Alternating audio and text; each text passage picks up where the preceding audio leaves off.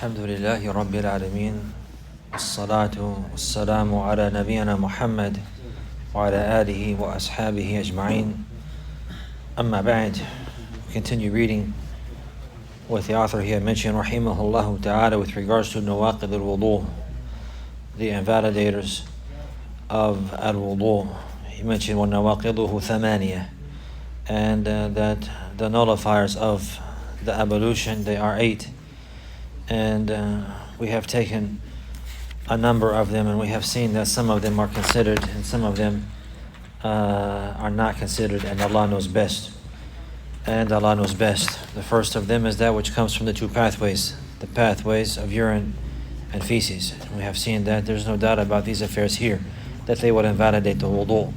And likewise, if the urine or the feces were to come out of the body from another pathway as well, any from other than those two pathways, like if someone had surgery and then the pathways of urine were redirected and it came out the side of his body, or likewise the feces, then all of this would invalidate the wudu. Then all of this would invalidate the wudu. As for if the other impurities were to come out from other than these two pathways, then Allah knows best, it would not invalidate the wudu. And the people, they speak specifically about blood here.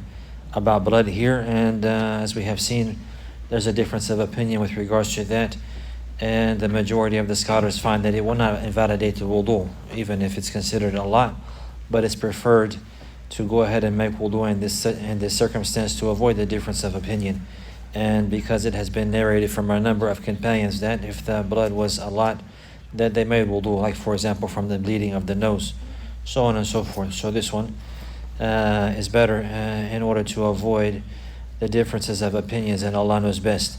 And likewise, we've seen that if a person, he lost his sound mind and he went into a state of insanity, then this would invalidate the wudu. Likewise, if he lost consciousness entirely, he went unconscious, this would invalidate the wudu. Likewise, if he lost his sanity or consciousness or right state of mind because of intoxicants, he became completely intoxicated, now likewise the wudu is invalidated.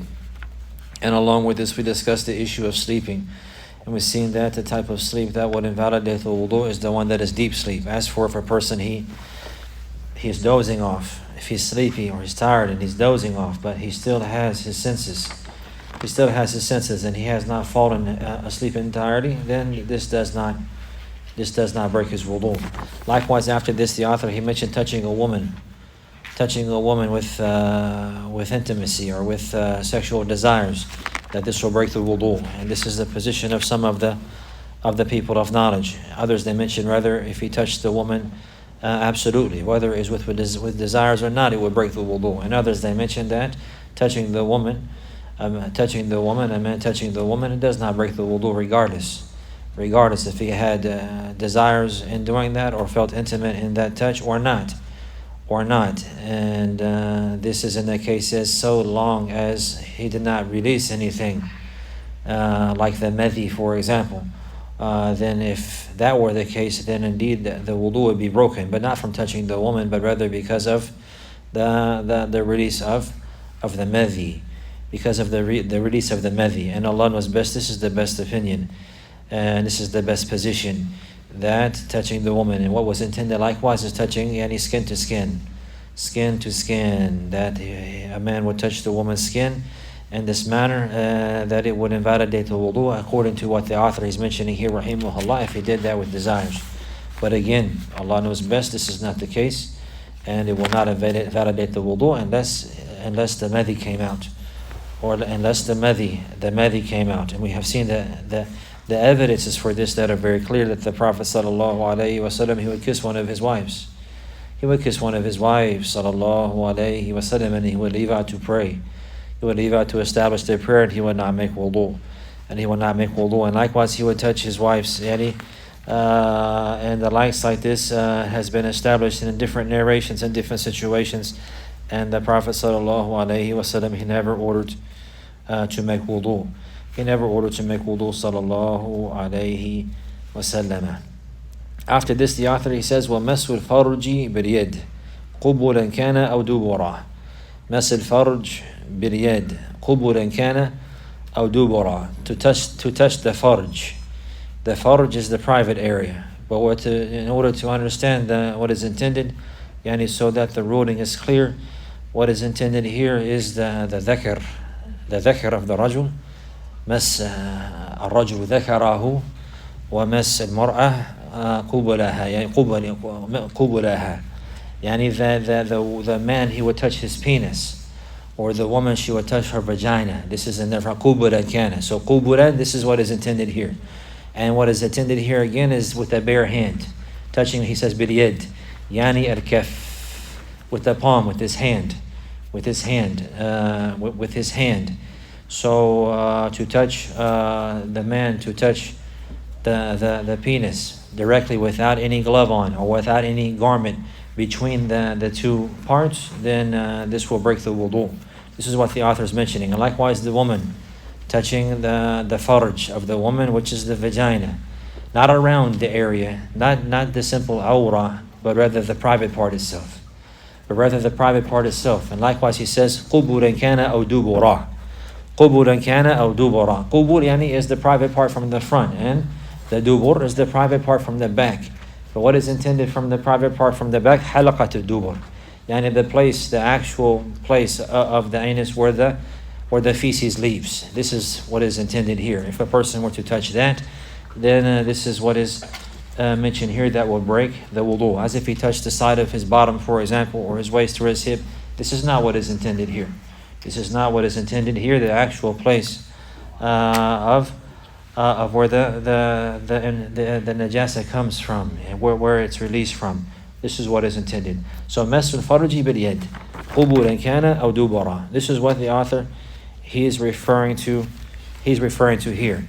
So this has been narrated in a number of narrations. From that is that which is collected by Abu Dawood rahimahullah, from the hadith of Busra binti Safwan radiyallahu anha. She said that she heard the Prophet sallallahu alayhi wasallam saying, "Man massa dhakarahu falyatawadda."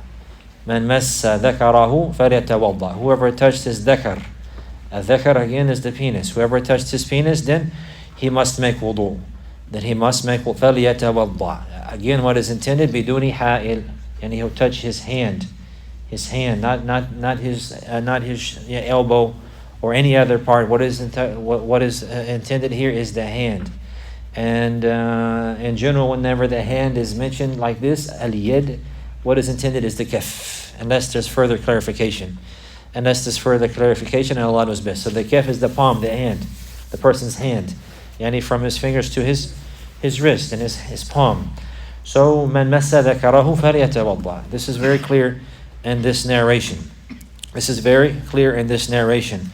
Also in the wording of At-Tirmidhi, man massa dhakarahu fala yusalli hatta yatawadda. Whoever touched his dhakar, then he should not pray until he makes wudu. And so meaning that had he had wudu before, that this is something that would invalidate the wudu. And someone may mention now, okay, this is with regards to the man. Man massa dhakarahu. And so the man, he's the one who has the dhakar. So this is mentioned clearly with regards to the men. But the people of knowledge, they mention it's the same ruling with regards to the woman as well. And this is also clarified in another wording of this narration that has come, that is corrected by Ibn Hibban. Rahimahullah ta'ala, in this wording, the Prophet sallallahu alaihi wasallam said, "Man massa farjahu." So that's more inclusive. The farj would include the private parts of the man and the woman. The farj would include the private parts of the man and the woman. And this is the term the author he's using to encompass both of them. Massul farji bil yad. So that includes any qubla kana aw dubara. So this includes all of these affairs. Man massa farjahu falyatawadda. So the farj is these parts here that has just preceded, not that which is around them or next to them, but those specific parts, the penis and the vagina, and the anus. This is what is included here from the farj, and Allah knows best. Also, it is connected by Ibn Hibban and also Daraqutni and also Al-Hakim and Bayhaqi from the hadith of Abi Hurairah radiyallahu anhu, to emphasize the issue of the hand. إذا أفضى أحدكم بيده إلى فرجه وليس بينه وبينها حجاب ولا ستر فقد وجب عليه الوضوء. فقد وجب عليه الوضوء. إذا أفضى أحدكم بيده إلى فرجه. If one of you, he put his hand to his private. He put his hand to his private. We see what the farj is. He put his hand to his private, and there's no veil between the two of them, and there's nothing guarding between the two of them, any no glove or no garment in between the two of them. فقد وجب عليه الوضوء. Then it's an obligation for him to make the ablution.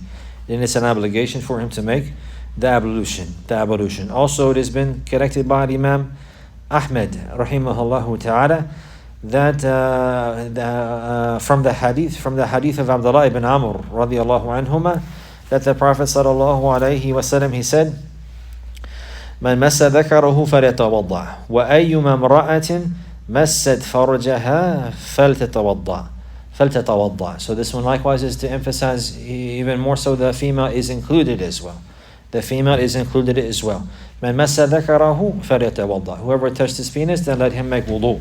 وأيما امرأة مست فرجها فلتتوضأ. And any woman who touched her private, likewise the farj, meaning the vagina, then she must also make wudu. Then she should make wudu.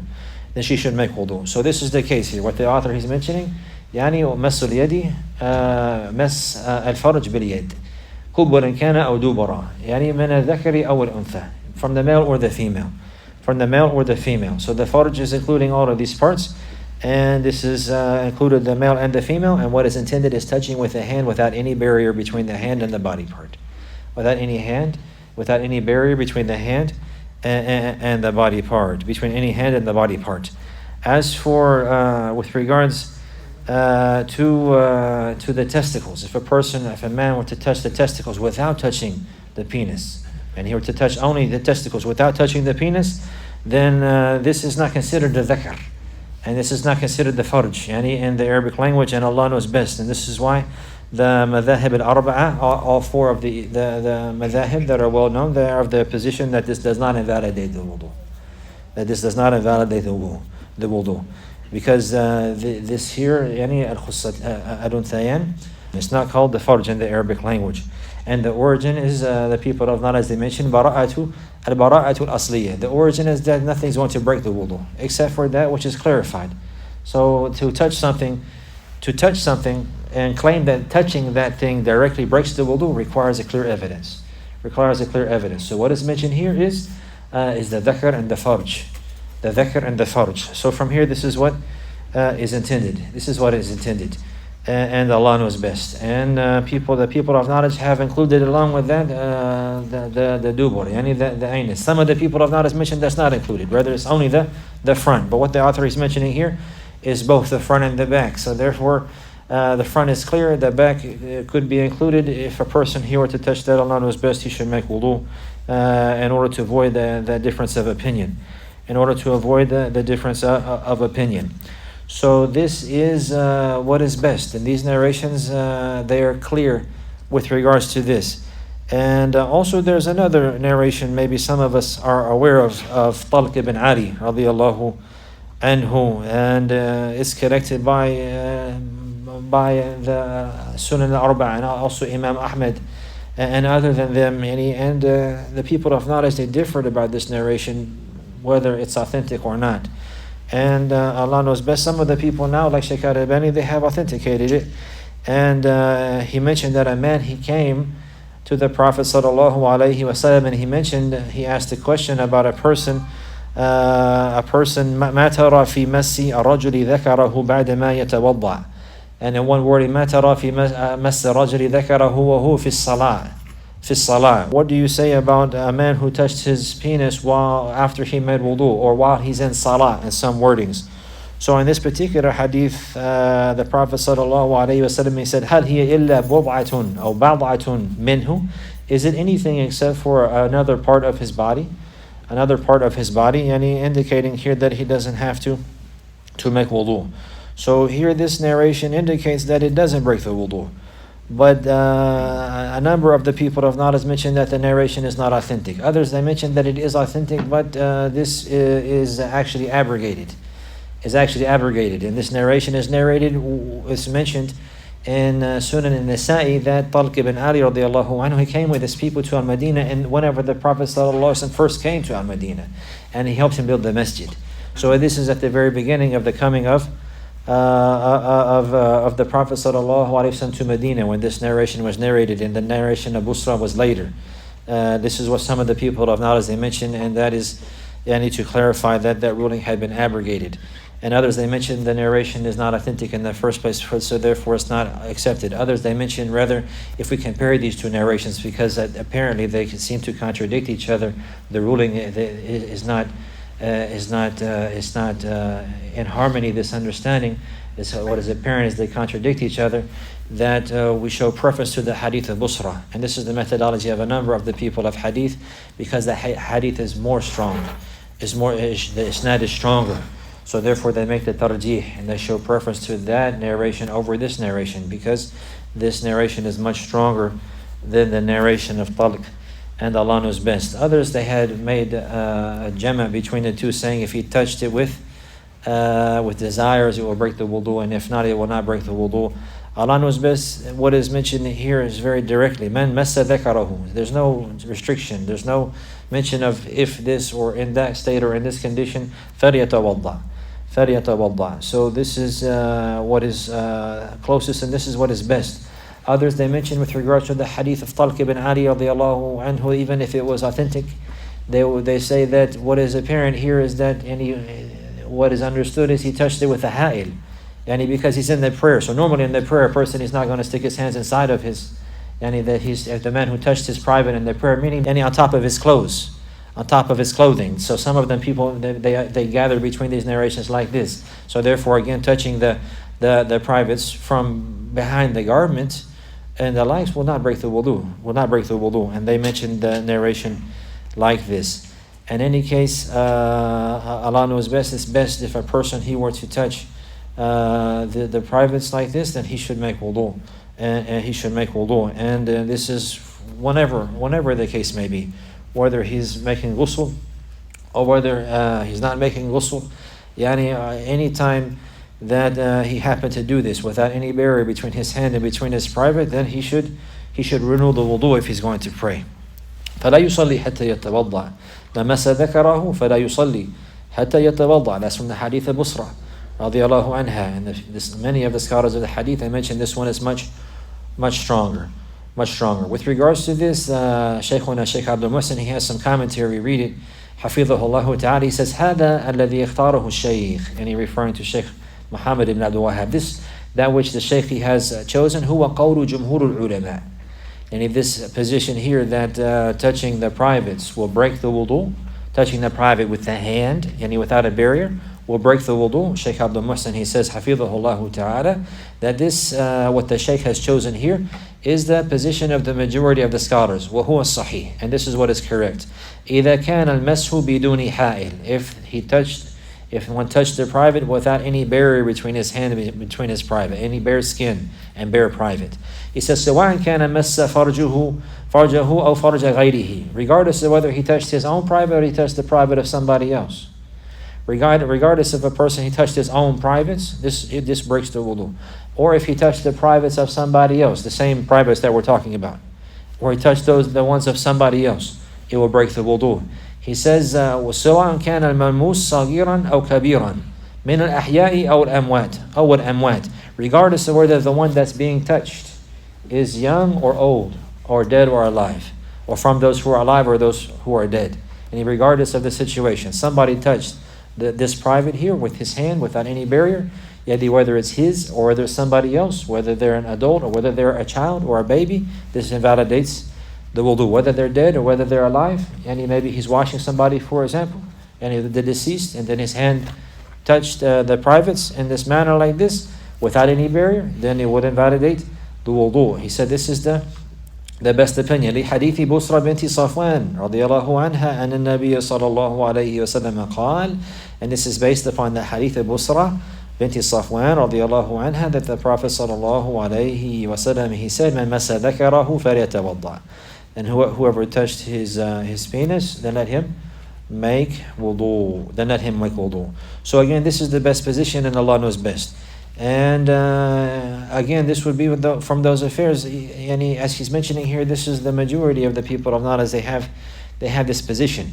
So this goes likewise, for example, for a woman who has a child or a man who has a child. More so the women whenever they're changing the child. If she's changing the child and cleaning the child, and the hand of the woman touches the privates of the child, this will break the wudu. This is what he's saying here. The majority of the people of knowledge, they will mention that she's breaking, this will break the wudu. She cleans the child with the bare hands and the likes like this, and touching the private directly of that child, and in order to clean it and the likes like that, then this is going to break the wudu. This is going to break the wudu. So if she wanted to do this without breaking the wudu, then she could wear some type of gloves. She could wear some type of gloves whenever she's cleaning the child. And if not, then if she touched the private directly, then she should make wudu before she prays, or wants to do anything that's a requirement for. So again, this issue is something that there's a difference of opinion about. This is the strongest opinion, and Allah knows best. But even if a person, he were to read the other narration and look at that, then or some of the other opinions, for example, Shaykh Uthaymeen rahimahullah, he mentioned this is understood if he touched it with desires, and that's how he understood it. But it's much safer just to make the wudu all over, regardless of how it was touched, because then a person, he will not be in any doubts, and likewise he'll be able to avoid the differences of opinion, and his worship will be performed upon clarity, bi'idhnillahi ta'ala, and he will keep moving forward, and he will not have doubts or whispers or problems in this manner, and Allah knows best. After this, the author, he mentioned, rahimahullahu ta'ala, وَأَكْلُ لَحْمِ الْجَزُورِ وَأَكْلُ لَحْمِ الْجَزُورِ, and eating eating the meat of the jazur. The jazur is the ibil, the camels. Eating the meat of the camel. The people of knowledge, they mentioned whether it was raw or whether it was cooked, however the meat it may be, referring to the meat specifically of the camel. The meat of the camel. So here, with regards to this issue, also this is something that there's a difference of opinion about, and the majority of the scholars find that it does not break the wudu. Whether this is from the mufradat of the madhab of the Hanabila. But Allah knows best, this is correct. So this one is something that definitely should be considered. And again, this is going back to looking at the evidences. So the majority of the scholars, meaning the al-madhahib al-thalatha, al-ukhra, Abu Hanifa, the madhab of Abi Hanifa, and Imam Malik, and Imam Shafi, they find it doesn't break the wudu. But Imam Ahmed, he finds that it breaks the wudu. So in the situations like this, some people, they misunderstand the affairs, and they'll say, oh, the majority are like this, so I go with him. So many times, the fact that the majority of the scholars have a position, this is something to consider, but it's not a proof in itself. And it's something that's definitely not neglected. And a person, he should not just neglect that. But what is considered in the end is the evidence, and which position is supported by the evidence. And this is a trial. But for example, if there's issues that the four imams, they agreed upon, and over thousands of years ago, and they have all, and it remained upon that way, and for 1,000 years, the four imams, and then those after them, they are in agreement about this particular issue. And then later on, 1,000 years later, there's another scholar who has an ijtihad, and he opposes that.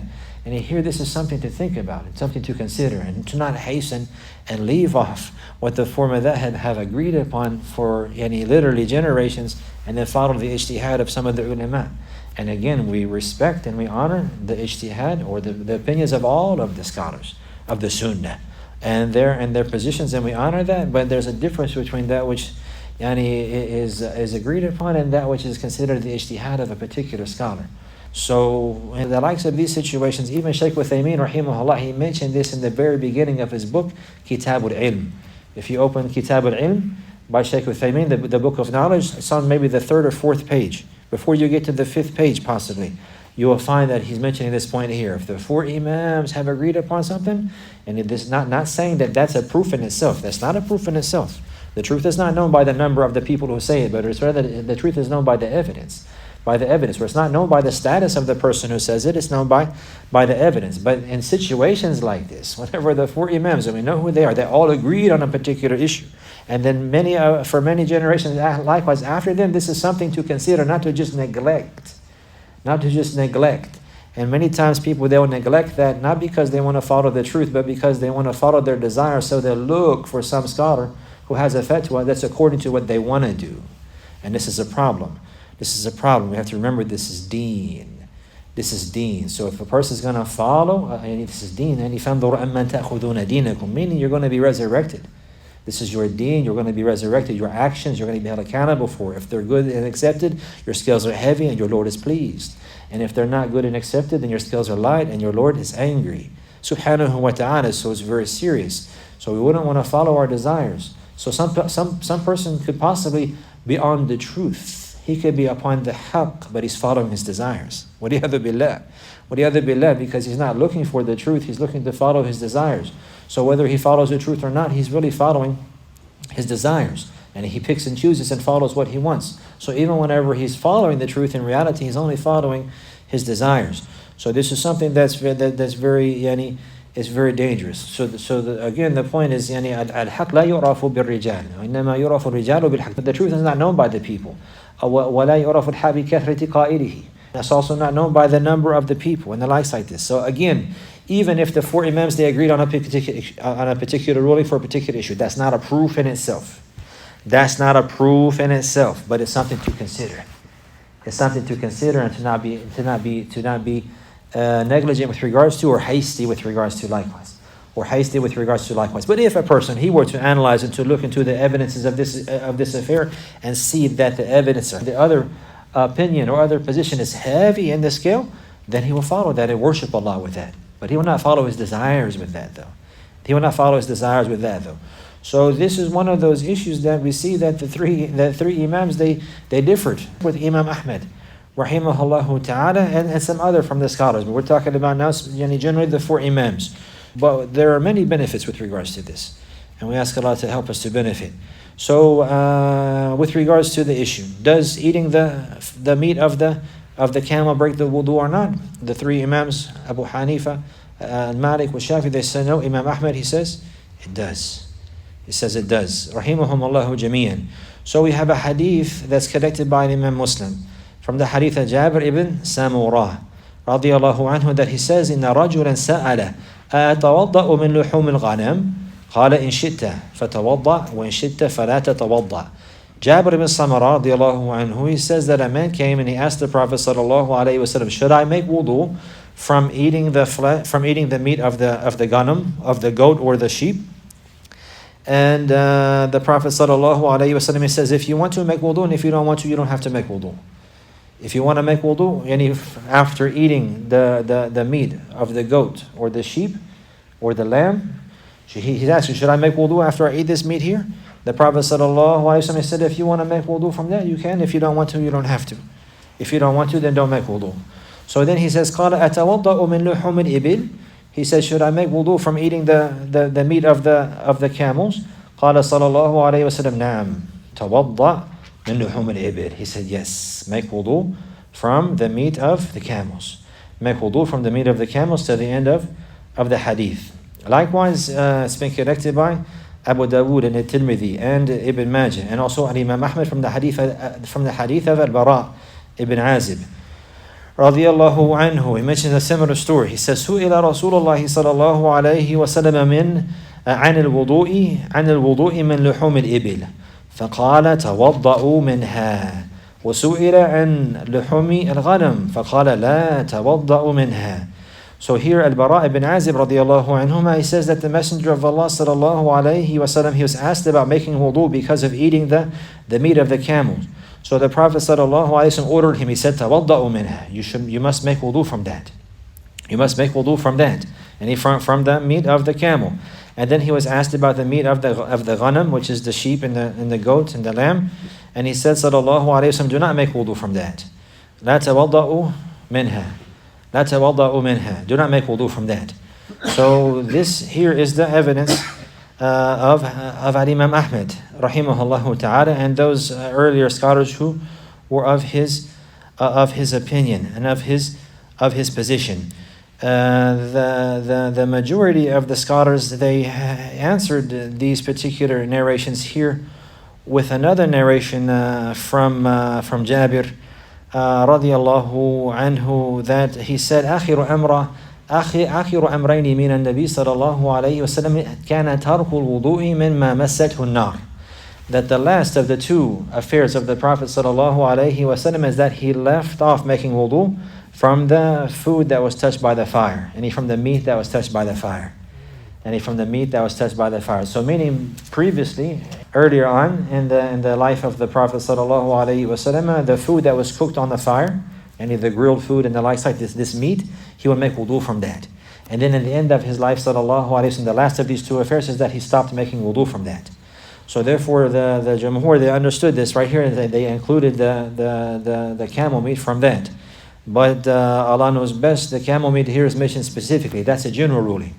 The general ruling is that which is touched by the fire, any from the different meats, that the Prophet sallallahu alaihi wasallam, he left wudu from that. But as for this one here, this is specific. So this one is excluded from that general ruling. So this is the understanding, how they differed and where they're at. So who knows some of the greatest scholars of the Shafi'i madhab? An-Nawawi and Arafi, Bayhaqi. Al-Bayhaqi, he died in 458. And Nawawi, he died in 676. So these are two of the greatest scholars of hadith and scholars of the Shafi'i madhab specifically. So this is Nawawi, he mentioned about Al-Bayhaqi that first he mentioned that the majority of the scholars, they followed the other opinion, and he mentioned their evidence likewise. And then he said, but as for Al-Hafidh Al-Bayhaqi, then he chose the opinion of Imam Ahmed. He follows the opinion of Imam Ahmed, and he's from the greatest scholars of the Shafi'i madhab, Al-Imam Al-Bayhaqi, and he's from those who had great care and diligence in gathering the madhab of Imam Shafi'i and defending it and clarifying it and spreading it and the likes like this. But at the same time, he's not a blind following. At the same time, when the evidence comes to him, he will even leave the madhab of his own scholar, no matter how much he loves them. And the likes like this, the truth is more beloved. So he followed this. And now he mentioned in Sharh Sahih Muslim in this hadith, fi Sharhi Hadith Jabir ibn Samurah, he mentioned both of these narrations. And now he mentioned the hadith in Sahih Muslim, and then in the explanation of the hadith, he brought along with that the hadith of Bara radiyallahu anhuma. So he says, قال أحمد بن حنبل رحمه الله وإسحاق بن راهويه صح عن النبي صلى الله عليه وسلم في هذا حديثان، حديث جابر وحديث البراء، وهذا المذهب أقوى دليلا وإن كان الجمهور على خلافه. This is the statement of An-Nawawi. He says Ahmad ibn Hanbal, may Allah have mercy on him, and Ishaq ibn Rahoya, that two narrations have been reported authentically on the Prophet sallallahu alaihi wasallam with regards to this subject, and that is the hadith of Jabir ibn Samara and the hadith of Al-Bara ibn Azib radiyallahu anhum. So he says, and this methodology, this path here, this position here, is stronger in the evidence, even if the majority of the scholars, they're contrary to that. So then he mentioned how the Jumhur, they understood their position, and then he mentioned likewise that is considered a general understanding, and that the Jumhur, they mentioned that the Prophet ﷺ, he left making wudu from the meat that was touched by the fire. So that was why they did not accept these narrations, meaning that they believed it to be abrogated. They believed it to be abrogated by this other narration. The last of the two affairs of the Prophet ﷺ is that he left making wudu from the food that was touched, from the meat that's touched by the fire. So that was their position. That has been abrogated. So again, to clarify that the difference is based upon knowledge and based upon understanding, and this was their position. It's not upon desires again.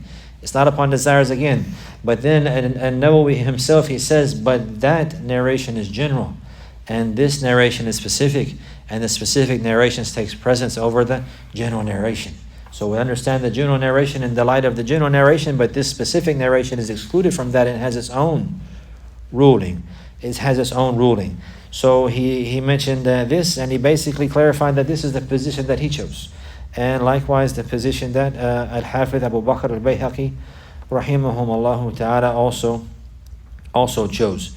So Allah knows best, these evidences are clear, and likewise the fact that they're specific is clear, so therefore it will break the wudu. And Allah knows best. So if a person he ate the camel meat and then he's going to pray, he should make wudu. Or if a person he ate the camel meat and then he went to pray and forgot, then he should repeat the prayer. He should go make wudu and repeat the prayer. So the person who ate the camel meat is like the person who passed gas, or the person who passed urine or defecated. The same ruling. And these are the evidences for that. But there is another point to make. We see that even with regards to their own scholars and their own madhab, they differ with him in this particular issue. For example, Nawawi and Bayhaqi, but they show honor and respect to the others. So even, for example, if somebody was to follow the methodology of Al-Shafi, rahimahullah, and this is what he believes. He believes that the eating the camel meat doesn't break the wudu. And then he eats camel meat with us and stands up and leads us in prayer. Can we pray behind him? Well, what would we do to him? Huh? What with some people, huh? Yes, we can pray behind him. The scholars, the people of hadith, they didn't differ. Like this is something that he believed. He believed he's fulfilling the obligation that's upon him, and that he's doing that which is correct. And he has evidence supporting that, even if we didn't agree with the aspect of the evidence. But this is something in the area of fiqh and jurisprudence that would be overlooked, and Allah knows best. So to pray behind him in this situation is allowed. And the people of knowledge, they didn't differ about the likes of these affairs. They didn't differ amongst each other, a differing that caused separation of the hearts. That in the likes of these affairs, they didn't differ, differing that caused separation of the hearts. Now some people, that's why I say, what should we do? Some people might think we should grab him by the neck and get him out of the way and make him and take him to make wudu, and Allahumma stan. This is any worse has been seen from the likes of some of the ignorant, Allahumma stan. But that's not the case with the people of knowledge. So they mentioned this, that no, if a person he believed that it didn't break his wudu, and he's following this particular opinion, which is respected, which is a respected position from the positions of the people of the Sunnah. Even if we didn't agree with him in this, then his prayer is considered correct, and he will not have to repeat, and praying behind him would be correct, even if we disagreed with him in this particular issue. And Allah knows best. What about if the meat is cooked in a stew? The meat of the camel is cooked in a stew along with potatoes and carrots, for example. Does eating the potatoes and carrots break the wudu? No, it doesn't break the wudu, and Allah knows best. It's only the meat. And also, what about the soup? What about the soup? If it's cooked, like they make the soup along with it, the maraq, the sauce. If a person he made a stew, for example, with camel meat, and you're going to add water into it, and then you're going to put different vegetables into it, and then the camel meat into it, and cook it all together. So if he ate the meat, it's clear. But what if he drank the juice? What if he drank the soup? Will it break his wudu? The people of knowledge, they differed here, and Allah knows best. Sheikh Abdul Muhsin, he mentioned it doesn't break his wudu. He doesn't break his wudu. But some of the other people of knowledge, they have mentioned a strong point. And that is, for example, if a person, he were to make a stew with pork in it, would it be allowed to drink the sauce? A pork stew. What do you have the bed? He didn't eat the flesh, just the stew. It's known that the stew, after you cook it, it becomes mixed up, and the likes like this. So the people of knowledge mentioned it's not allowed to drink that. It's not allowed to drink that. Why? Because it becomes mixed up. So from this aspect, some of the people of knowledge, they say that also it would break the wudu. So Allah knows best. Allah knows best about these affairs. But in any case, if he made wudu, that's better. And most of the time, he's not going to have a camel stew in front of him and not eat the camel. Right? And if he did, maybe he came late. But Allahumma sta'an. But the point is, just to see these rulings here and how they're understood. So in any case, it's best to avoid that. it's best to avoid that, and Allah knows best. And Allah knows best. Now, after this, the author he says, وَتَغْسِيلُ الْمَيِّتِ وَتَغْسِيل الْمَيِّتِ, and washing the deceased. And washing the deceased. And washing the deceased. They're saying that this is something that invalidates the wudu. And Allah knows best. This is likewise from the mufradat of the Hanabila. What does that mean when we say it's from the mufradat of the Hanabila?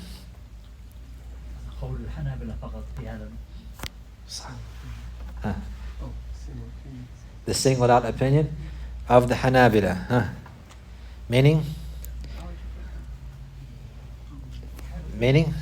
that the other three Imams from the four Imams do not agree with him on this issue.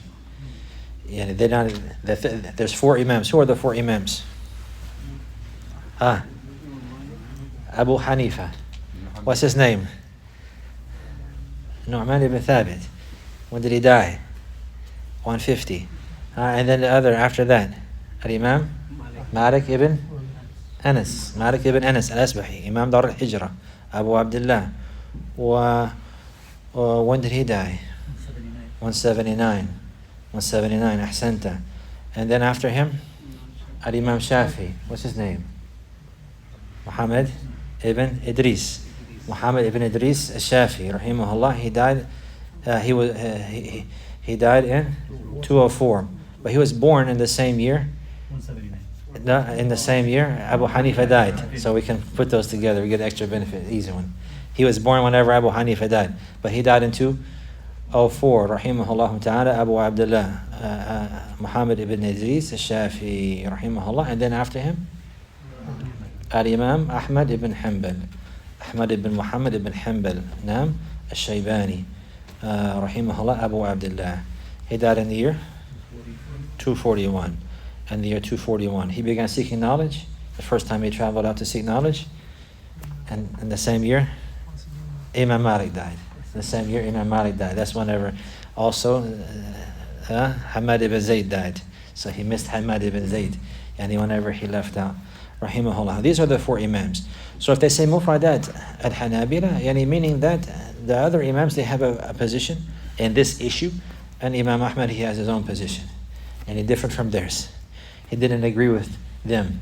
So whenever we study these issues in fiqh, you'll find sometimes that they all agree together.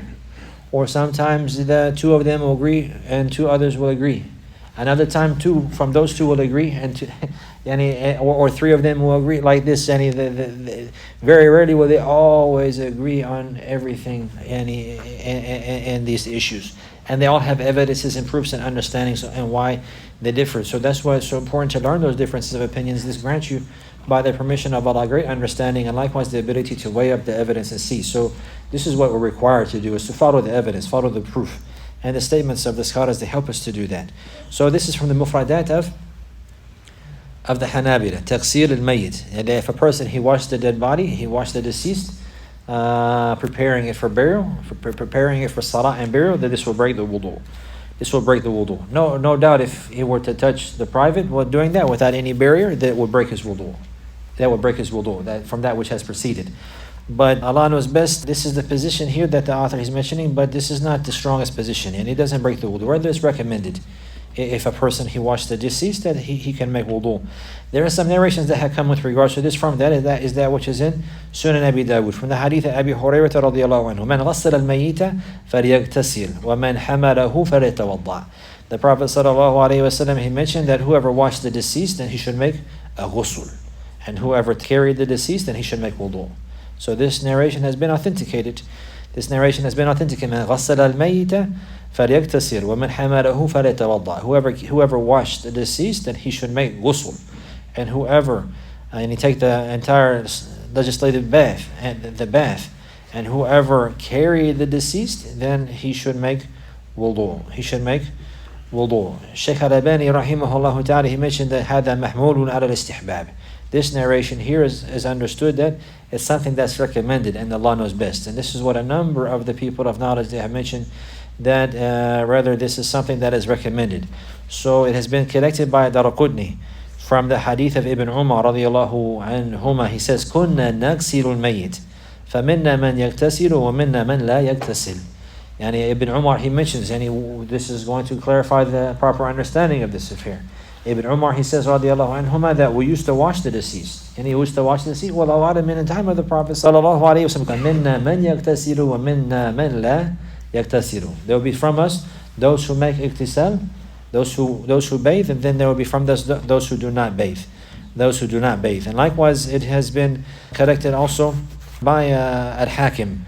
And Al-Bayhaqi from the hadith of Ibn Abbas radiallahu anhuma, he says, لَيْسَ عَلَيْكُمْ فِي غُسْلِ مَيِّتِكُمْ غُسْلٌ إِذَا اغْتَسَلْتُمُوهُ فَإِنَّ مَيِّتَكُمْ لَيْسَ بِنَجِسٍ فَحَسْبُكُمْ أَن تَغْسِلُوا أَيْدِيَكُمْ فَحَسْبُكُمْ أَن تَغْسِلُوا أَيْدِيَكُمْ. That it's not an obligation upon you if you wash your deceased to make the ghusl. If you wash the deceased, and your deceased are not impure. The deceased is not impure. Yani the believer is pure, alive and dead. Whenever he's alive, his body is tahir, and whenever he's dead, his body is tahir. His body is tahir. So this is what he's saying, radiallahu anhu. فَإِنَّ مَيِّتَكُمْ لَيْسَ بِنَجِسٍ فَحَسْبُكُمْ أَن تَغْسِلُوا أَيْدِيَكُمْ. Because your deceased is not impure, it's not najis, it's not najasa, and it suffices you just to wash your hands. And it suffices you just to wash your hands. So based upon these narrations from these noble companions, this narration here is understood in that light. So the best or the strongest it could be, and Allah knows best, is that it's recommended. It's recommended if a person he washed the deceased to make wudu, or recommended to make the ghusl. And this is what is mentioned directly here in the actual narration that is marfu', is that they should make the ghusl. But the author, he's mentioning the madhab of the Hanabila, and Allah knows best. So if a person he did that, it's recommended, but not an obligation, and it would not invalidate the wudu, and Allah knows best. الثامن والردة عن الإسلام أعاذنا الله من ذلك. الردة عن الإسلام أعاذنا الله من ذلك. And the last nullifier that the author he mentioned rahimahullah ta'ala is الردة عن الإسلام, to apostate from al-Islam, yani meaning to exit the religion. وَلِيَذُ بِاللَّهِ. The author he says أعاذنا الله من ذلك. May Allah protect us from that. Ameen. So this likewise is from the mufradat of the madhab of the Hanabila, So al-wudu min al-amal al-salih. Al-amal al-salih. Wudu is a righteous action. It's a righteous deed. Making wudu is a righteous deed, a good deed, a deed that a person has a reward for. He'll draw near to Allah by way of that. It's a righteous action. So Allah he says, لَإِنْ أَشْرَكْتَ لَيَحْبَطَنَّ عَمَلُكَ. وَقَدْ أُوحِيَ إِلَيْكَ وَإِلَى الَّذِينَ مِنْ قَبْلِكَ لَإِنْ أَشْرَكْتَ لَيَحْبَطَنَّ عَمَلُكَ. That Allah he said, he mentioned to his Prophet sallallahu alaihi wasallam that it's been revealed to you and to those before you that if you make shirk with Allah, associate partners with Allah, then indeed your deeds will be invalidated. And Allah he says, وَمَن يَكْفُرْ بِالْإِيمَانِ فَقَدْ حَبِطَ عَمَلُهُ. And whoever disbelieves in al-iman, any meaning in the deen, then his deeds have been invalidated. So since the wudu is from the righteous deeds and the deeds of faith and the good actions, then apostating will invalidate that. This is the understanding here. But Allah knows best the issue of all of the actions being invalidated, the righteous deeds being invalidated. It's not coupled only with apostation, but rather it's coupled with dying upon apostation.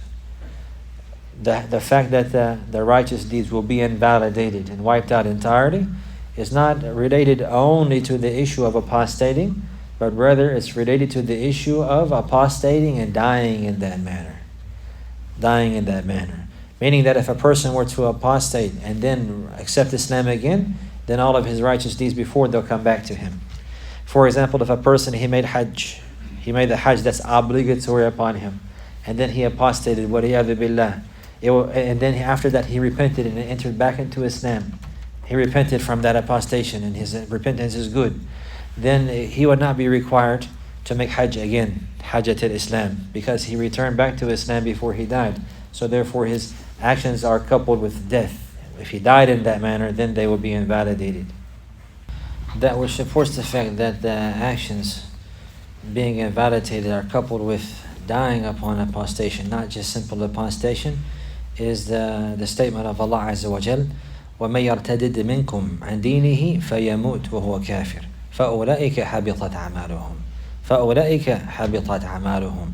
Allah, He says, and whoever apostates from his religion and then he dies while he is a disbeliever, فَأُولَئِكَ, then indeed it is these حَبِطَتْ, these are the ones, فَأُولَئِكَ حَبِطَتْ أَعْمَالُهُم فِي الدُّنْيَا وَالْآخِرَةِ. It is these, they're the ones that their deeds have been invalidated.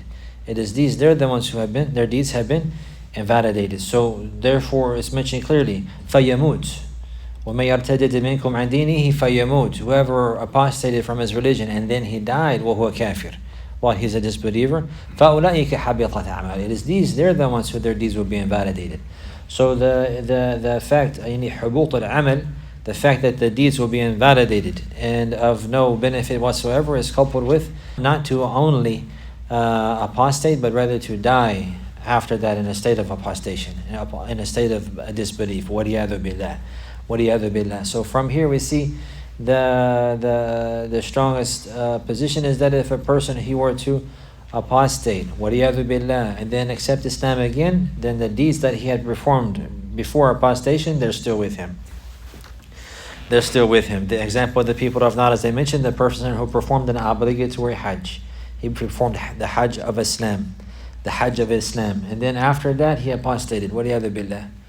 Then after that, he apostated. وَلِيَعْذُ بِاللَّهِ. And then he accepted Islam again and repented from that apostation. Then he would not be required to make Hajj again. If he was able to. That same Hajj would be still along with him in his scale of good deeds, so long as he did not die upon disbelief. So long as he did not die upon disbelief. So Allah knows best. Likewise, this is what the majority of the scholars, they mention. A person, he made wudu. For example, somebody, he made wudu and he left out the house to come to the masjid to pray. And then in the street, somebody cut him off and he got into an argument. He starts cussing them. And next thing you know, he cusses Allah. Sab Allah Azza wa Jal. Or Sab al-Rasul. Some people, they do that. They get mad and they'll cuss Allah. Cuss out Allah. They'll curse Allah. Or they'll curse the Prophet sallallahu alaihi wasallam. Or they'll curse the deen. وَلِيَعْذُ بِاللَّهِ. This is apostation. And this is apostation. So then maybe if he did that and then later on he keeps going down the road, he cools down, he says, Astaghfirullah, what's wrong with Astaghfirullah, and he repents from that. And he repents from that. What do you have to make wudu again? And this position here, he would have to. And this position here of Imam Ahmed, he would have to, but the majority of the scholars, they say no. Again here, Shaykh Abdul Muhsin, he says, وَاخْتِيَارُ الْمُصَنَّفِ فِيهِ احْتِياطٌ وَالْخُرُوجُ مِنَ الْخِلَافِ لِلْحَدِيثِ دَعْ مَا يَرِيبُكَ إِلَى مَا لَا يَرِيبُكَ. So likewise, this one as well is safer and avoiding the difference of opinion. And Allah knows best. And Allah knows best. So again, the majority of the people of Naraz, they will say no. It doesn't invalidate the wudu. He will not have to make wudu again. And as for the position here of Imam Ahmed, then he would have to make wudu again. And Allah knows best. This one is something that no doubt to avoid is better, and to avoid apostation entirely. وَلِيَعْذُ بِاللَّهِ. But if it happened, then this is what the people of Nar, as they mentioned. And Allah knows best. And with that, alhamdulillah, we have finished the Shat al-Rabi', and now we continue returning back to the conditions of As-Salat. هذا وصلى الله على نبينا محمد وعلى آله وصحبه وسلم.